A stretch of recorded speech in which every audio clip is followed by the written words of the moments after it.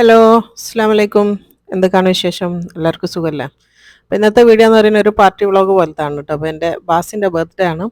അപ്പോൾ അന്ന് നമ്മൾ ഉണ്ടാക്കിയ ലഞ്ച് മെനു ആണ് ഇന്ന് കാണിക്കുന്നത് കേട്ടോ. അപ്പോൾ ഒരു ടർക്കിഷ് സ്റ്റൈലുള്ള ഒരു പാർട്ടി മെനു ആണ് ഞാൻ ഇന്ന് ഉണ്ടാക്കിയത്. അപ്പോൾ എല്ലാവരും കണ്ടു നോക്കുക. ഇഷ്ടമാകുകയാണെങ്കിൽ ലൈക്ക് ചെയ്യാനും ഷെയർ ചെയ്യാനൊന്നും മറക്കരുതേ.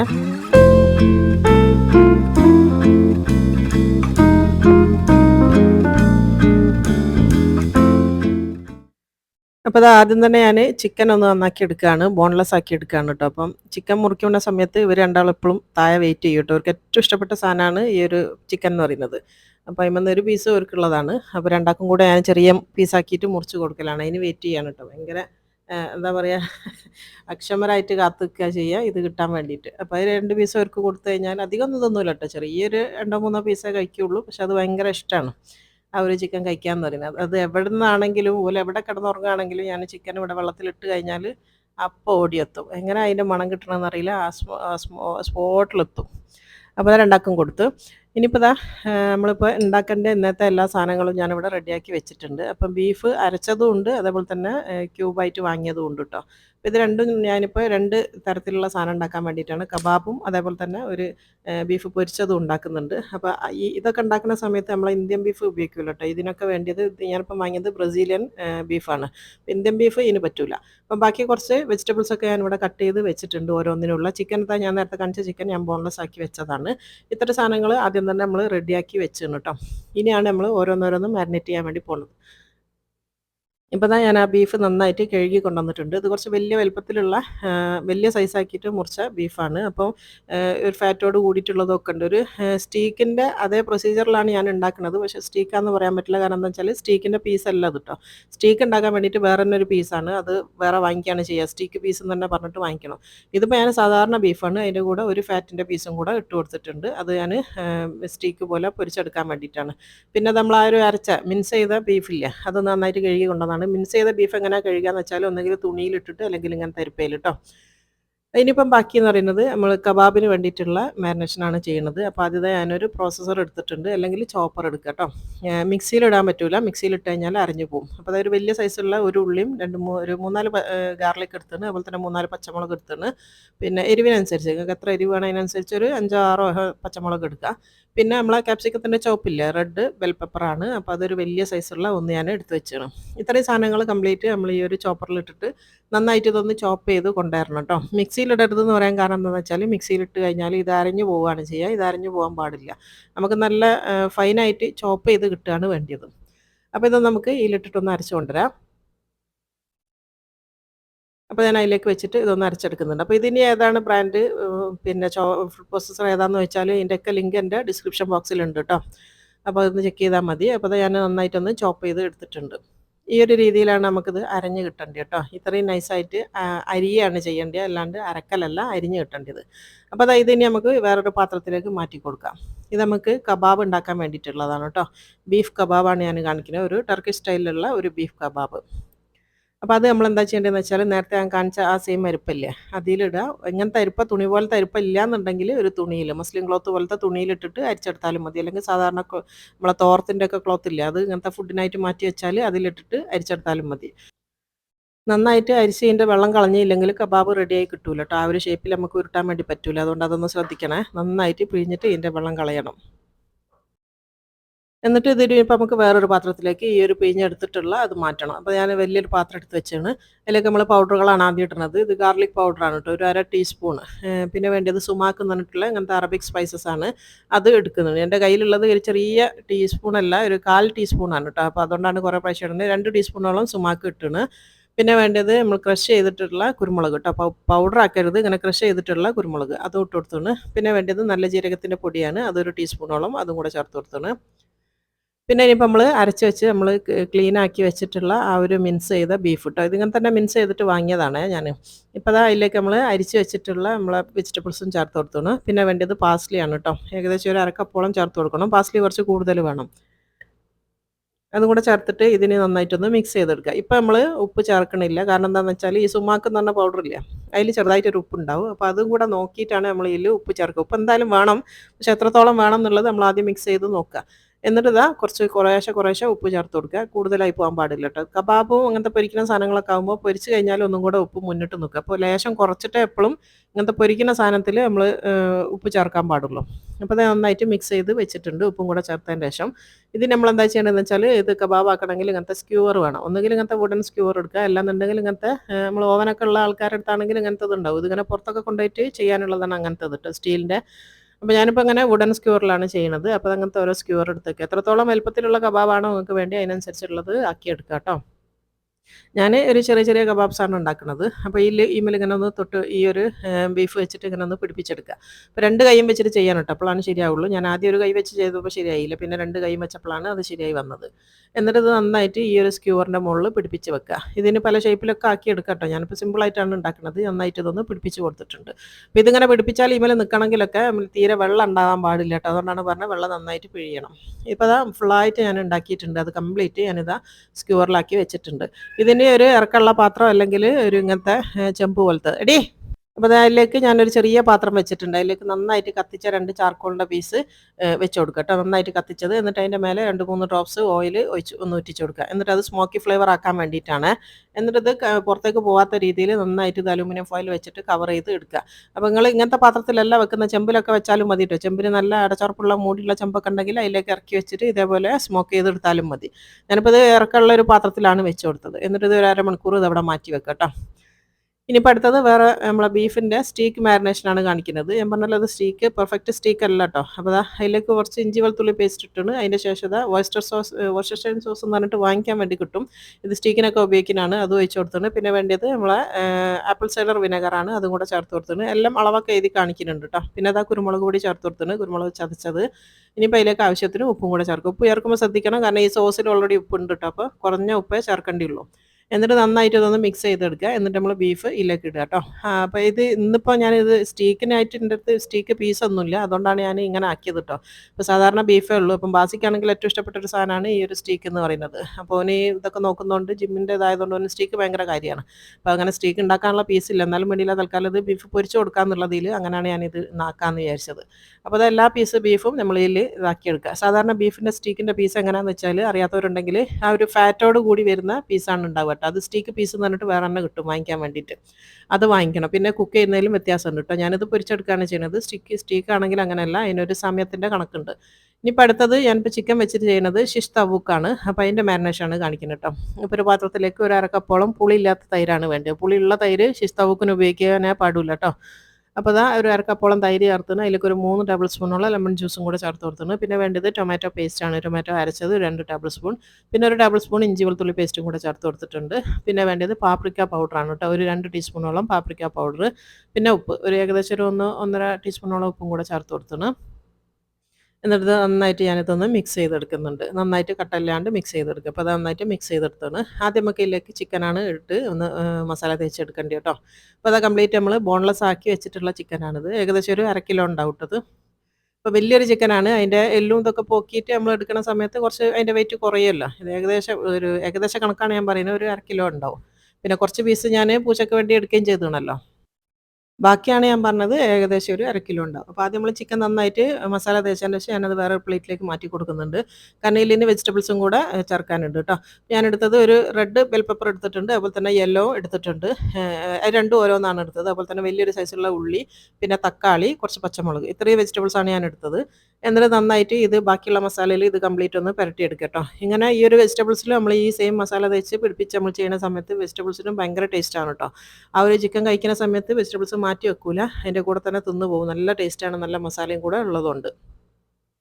അപ്പോൾ അത് കംപ്ലീറ്റ് ഞാൻ അതിലും മസാല തേച്ച് വെച്ചിട്ടുണ്ട്. അതൊന്ന് ഒരു അരമണിക്കൂർ നേരത്തേക്ക് മാറ്റി വെക്കുക. ഇനിയിപ്പോൾ ഞാനൊരു റൈസ് ഉണ്ടാക്കുന്നുണ്ട്. ഞാനിവിടെ സെല്ല ബസ്മതി റൈസ് ഒരു 5 കപ്പ് എടുത്തിട്ടുണ്ട്. അരമണിക്കൂർ മുന്നേ ഞാനത് വെള്ളത്തിൽ നന്നായിട്ട് കഴുകിയതിന് ശേഷം പുതിർത്തി വെച്ചതാണ് ഇട്ടത്. ഈ ഒരു അരി പൊതുത്തുന്ന സമയത്ത് തന്നെ അതിൻ്റെ കൂടെ ഇതിൻ്റെ 1.5 ഇരട്ടി വെള്ളം കൂടെ തിളപ്പിച്ച് വെക്കണം. ഇനിയിപ്പോൾ ഞാനത് ചെമ്പ് വെച്ച് കൊടുത്തിട്ടുണ്ട്. അതിലേക്കൊരു 3/4 കപ്പോളം എണ്ണ ഒഴിച്ച് കൊടുക്കുന്നുണ്ട്. ഓയിൽ കേട്ടോ, സൺഫ്ലവർ ഓയിലാണ് ഞാൻ എടുത്തത്. ഏകദേശം ഒരു കപ്പിൻ്റെ താഴെ അത്രയും ഒഴിച്ച് കൊടുത്തിട്ടുണ്ട്. ഇനിയിപ്പോൾ അതൊന്ന് ചൂടാക്കി എടുക്കാം. ഒന്ന് ചൂടായി എന്ന് കണ്ടു കഴിഞ്ഞാൽ അതിലേക്ക് കുറച്ച് പട്ട, ഗ്രാമ്പൂ, ഏലക്കായി ഇട്ട് കൊടുക്കുക കേട്ടോ. പിന്നെ നല്ല ജീരകമാണ് വേണ്ടത്. നല്ല ജീരകം കുറച്ച് കൂടുതൽ വേണം.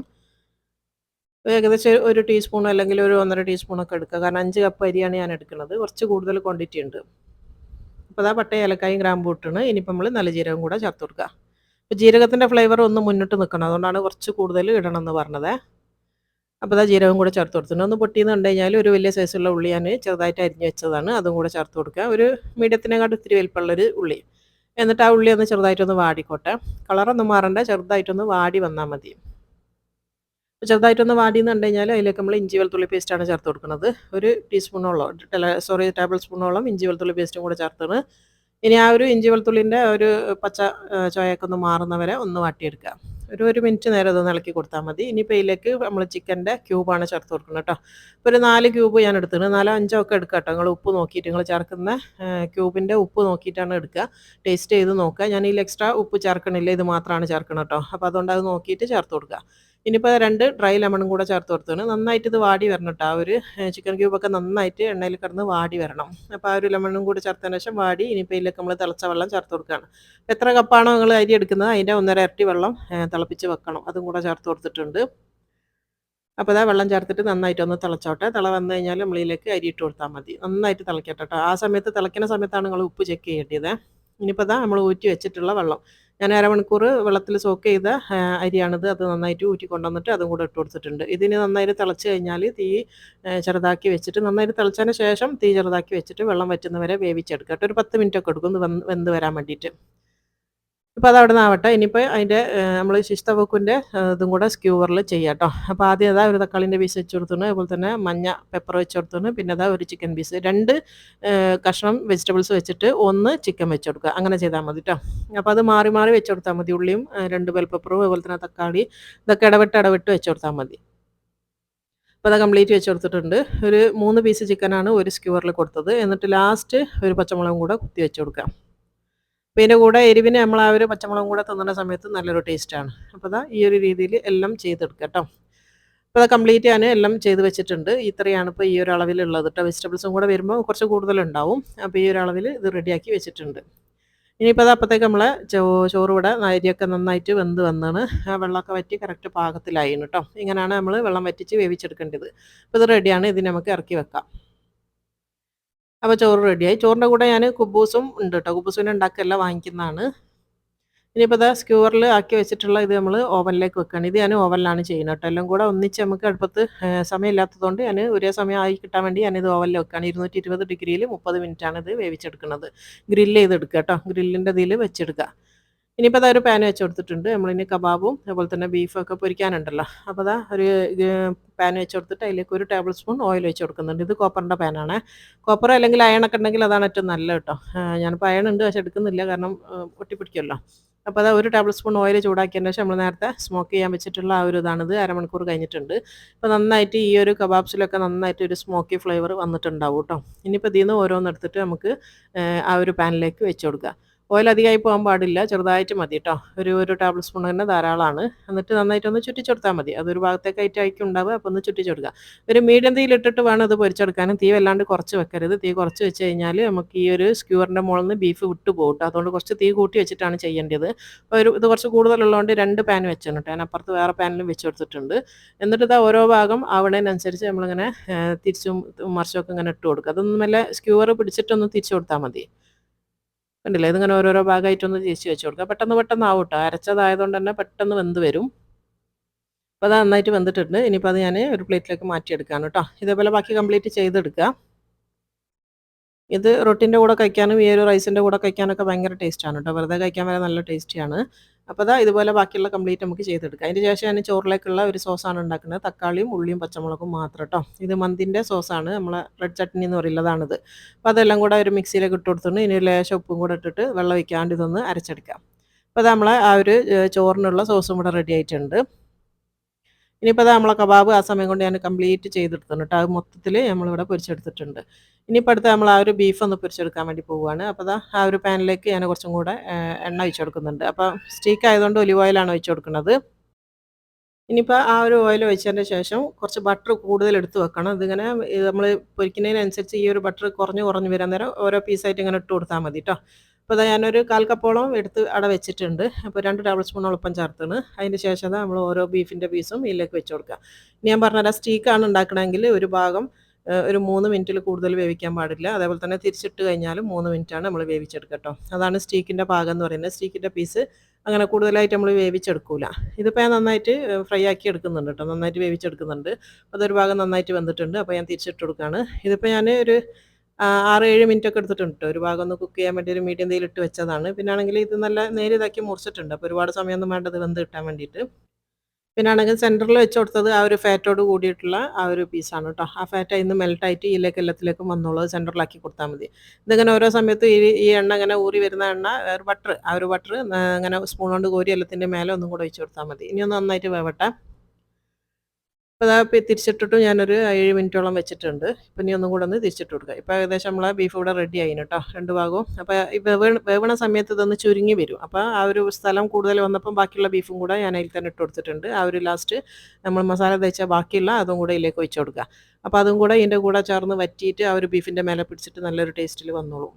അപ്പോൾ അതാ ആ ഒരു മസാലയൊക്കെ നന്നായിട്ട് വറ്റി വന്നാണ്. ഇപ്പോൾ ഫുള്ള് ഞാൻ തേച്ച മൊത്തത്തിൽ ബീഫ് ഇതിൽ വെച്ച് കൊടുത്തോണം കേട്ടോ. അപ്പോൾ അതാ ഒരു 7 മിനിറ്റ് 8 മിനിറ്റ് ആയിട്ടുണ്ട്. ഞാനൊന്ന് തിരിച്ചിട്ട് കൊടുക്കുകയാണ്.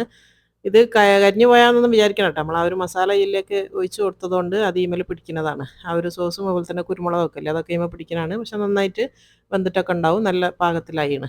ഇതിനൊന്ന് പ്രസ് ചെയ്ത് നോക്കിയാൽ മതി കേട്ടോ. സ്പൂൺ കൊണ്ട് ഓരോന്നും എടുത്തിട്ടൊന്ന് നന്നായിട്ട് പ്രസ് ചെയ്ത് നോക്കുക വെന്തോ ഇല്ലേ എന്നുള്ളത്. അപ്പോൾ അത് നോക്കിയിട്ട് കോരിയെടുത്താൽ മതി. ഞാൻ കുറച്ചും കൂടെ ബട്ടർ ഇട്ട് കൊടുത്തിട്ടുണ്ട് എല്ലാ ഭാഗത്തേക്കും ആയി കിട്ടാൻ വേണ്ടി. ഇടുന്ന സമയത്ത് അതങ്ങ് മെൽറ്റായിട്ട് എല്ലായിടത്തേക്കും ആയിക്കോളും. അപ്പോൾ ഒന്നിങ്ങനെ പ്രസ് ചെയ്ത് നോക്കുക നന്നായിട്ട് വെന്തണോ എന്നുള്ളത്. അപ്പോൾ ഇതൊക്കെ ഏകദേശം ആയിന് കേട്ടോ. അപ്പോൾ ഞാനത് കോരിയെടുക്കുകയാണ്. ഇതും നല്ല ടേസ്റ്റാണ് ഈ ഒരു ഫ്ലേവറിലുള്ള ഒരു ബീഫ് പൊരിച്ചതെന്ന് പറയുന്നത്. ഇത് വേവോന്നൊന്നും സംശയമൊന്നും വേണ്ട കേട്ടോ. ഞാൻ പറഞ്ഞല്ലോ ഇത് ഇന്ത്യൻ ബീഫല്ല. ഇതിങ്ങനെ നമ്മൾ പുറത്തുള്ള ബീഫ് എന്ന് പറയുന്നത് നമ്മൾ സാധാരണ ബ്രോയിലർ ചിക്കനൊക്കെ പറയുന്ന പോലാണ് കേട്ടോ. ഇതിനങ്ങനെ വേവ് ഉണ്ടാവില്ല. പെട്ടെന്ന് വെന്ത് വരും.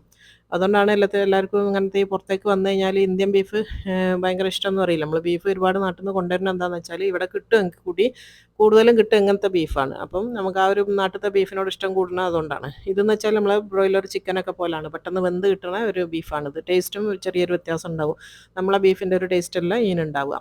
അപ്പോൾ അത് ഓരോന്നോരോന്ന് ഞാൻ നെക്കി നോക്കിയിട്ട് വെന്തതൊക്കെ ഞാൻ കോരിയെടുക്കുന്നുണ്ട് കേട്ടോ. നന്നായിട്ട് വെന്തെന്ന് കണ്ടു കഴിഞ്ഞാൽ അതൊക്കെ ഞാൻ കോരിയെടുക്കണം.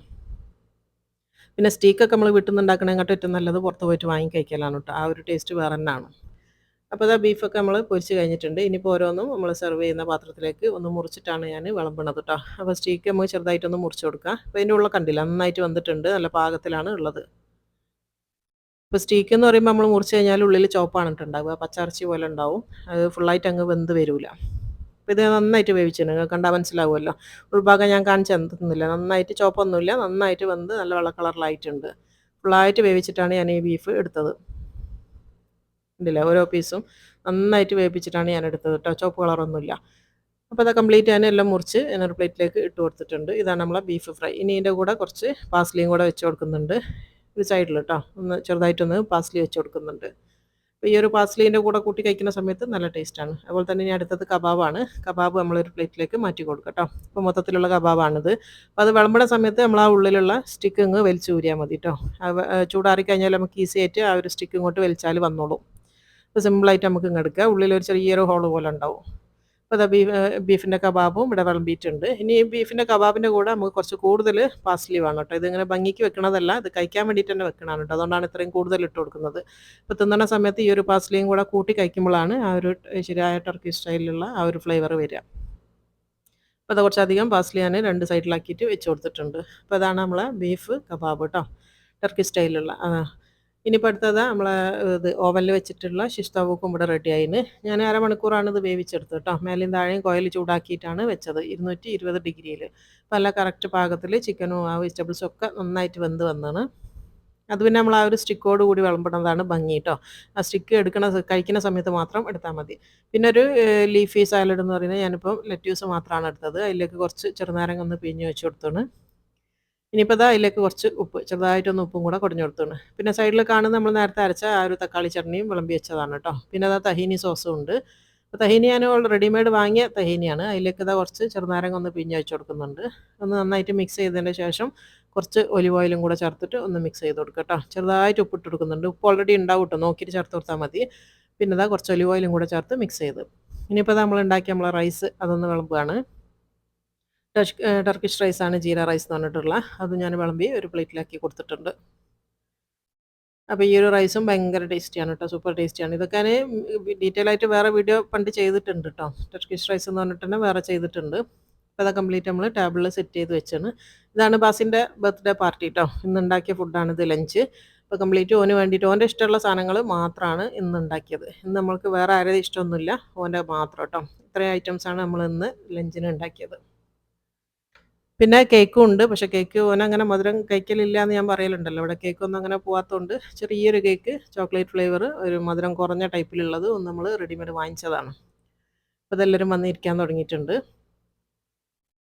ഇതൊക്കെയാണ് എൻ്റെ ലൈഫിലെ ചെറിയ ചെറിയ സന്തോഷങ്ങൾ എന്ന് പറയുന്നത് കേട്ടോ. അപ്പോൾ ഓരോരുത്തർക്കും ഓരോ രീതിയിലുള്ള സന്തോഷങ്ങളായിരിക്കും. ഞാൻ എൻ്റെ മക്കളെ ബർത്ത്ഡേ അതേപോലെ തന്നെ നമ്മളെ ആനിവേഴ്സറി അങ്ങനത്തൊക്കെ വരുന്ന സമയത്ത് സ്വന്തമായിട്ട് ഭക്ഷണം ഉണ്ടാക്കുക അല്ലെങ്കിൽ ഭക്ഷണം പുറത്ത് പോയിട്ട് കഴിക്കുക, ഒന്നിച്ച് കഴിക്കുക അതൊക്കെയാണ് നമ്മളെ ചെറിയ ചെറിയ സന്തോഷങ്ങൾ എന്ന് പറയുന്നത്.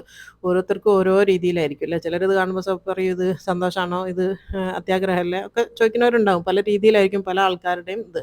ഞാനെപ്പോഴും പറയുന്നില്ല ഒരുപാട് നെഗറ്റീവ് കമൻസ് ഒക്കെ വരുന്നുണ്ട് എന്നുള്ളത്. അപ്പോൾ ഞാൻ ചിലതിനൊന്നും മറുപടി അങ്ങനെ കൊടുക്കലില്ല. വല്ലാണ്ട് ഹേർട്ടായിട്ട് തോന്നണതിനൊന്നും ഞാൻ മറുപടി കൊടുത്തിട്ടില്ല ട്ടോ. അപ്പോൾ എന്താണെന്ന് വെച്ചാൽ രണ്ടാളും പറയുന്ന സമയത്തല്ലേ അത് കൂടുതൽ ഇതാവുള്ളൂ.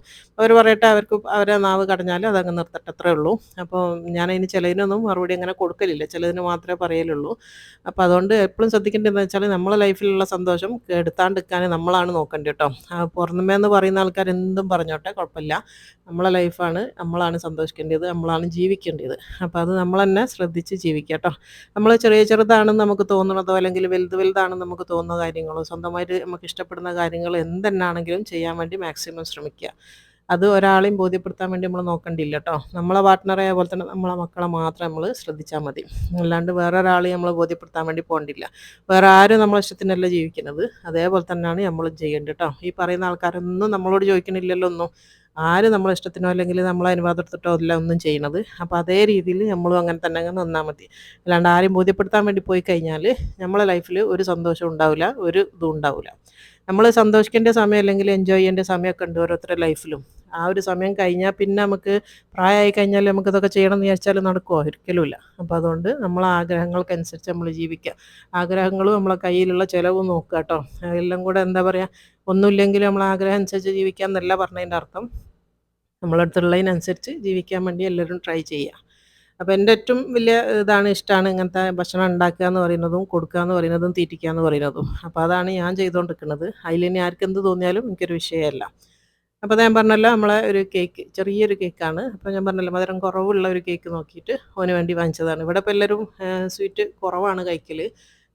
ഇഷ്ടമാണ്, പക്ഷേ ഒന്ന് കുറച്ച് കൊണ്ടുവരുന്നുണ്ട്. ബാസി പിന്നെ ആദ്യമേ കഴിക്കലില്ല. ഞാനെപ്പോഴും പറയലുണ്ടല്ലോ ഓന് ഈ ജിമ്മിൻ്റെ ഒക്കെ ഇതുള്ളതുകൊണ്ട് കുറച്ചൊരു ഹെൽത്തി ആയിട്ട് നോക്കുന്ന ആളാണ്. അപ്പോൾ അതുകൊണ്ട് തന്നെ ഓരോ ഫുഡൊക്കെ വേറെയാണ്. അപ്പോൾ ഓൻ വളരെ കുറവാണ് കഴിക്കൽ. അപ്പോൾ അതുകൊണ്ട് തന്നെ ചെറിയൊരു കേക്ക് നമ്മൾ വാങ്ങിച്ചതാണ് കേട്ടോ. അപ്പോൾ ഇതാണ് ഓൻ്റെ ഒരു ബർത്ത്ഡേ കേക്ക്.